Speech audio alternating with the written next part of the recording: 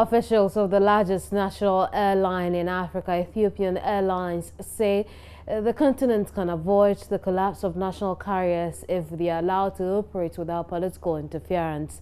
The airline is set to expand its fleets in the next 15 years, within which period it hopes to increase its international destinations from the current 84 to 130.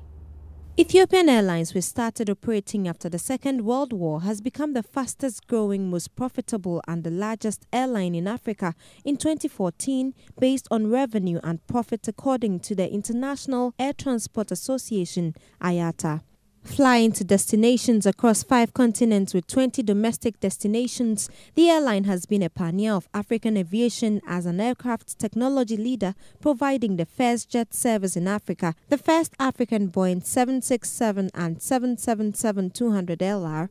Ethiopian is currently the first African airline to operate the Boeing 787 Dreamliner and the second in the world after Japan. As a reigning best regional airline, Ethiopian Airlines' success comes at a time many national airlines are collapsing. The government runs a hands-off attitude, so all, of course, it's owned by 100% by the government, but it's left to run its business. Even the government's requests are being treated if like a commercial, if the government wants a charter, they are going to pay for it. Most of the airlines in Africa, they are collapsing because government interferes. Yes. Ethiopian Airlines is like a business entity.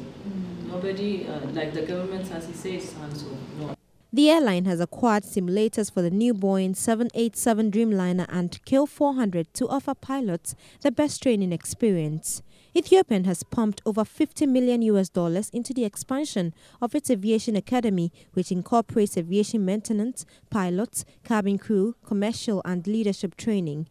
Although the deadly Ebola disease somewhat affected the airline's operations, officials say a Vision 2025 will see the airline overcome the setback. We want to fly to 120 destinations, and there are also hubs that are being created within the African continent, like Lome is one of the hubs with Sky, our strategic partner, and Air Malawi.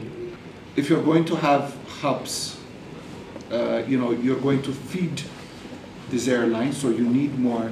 There are going to be sub-hubs. Addis is our major hub, but we're going to have regional hubs, one in West Africa, whereby we feed passengers and to Sky and work with our regional partners. Ethiopian Airlines remains one of the pillars of the country's economy apart from agriculture, with a net profit of over 2 billion Ethiopian birr in 2013, employing over 8,500 citizens.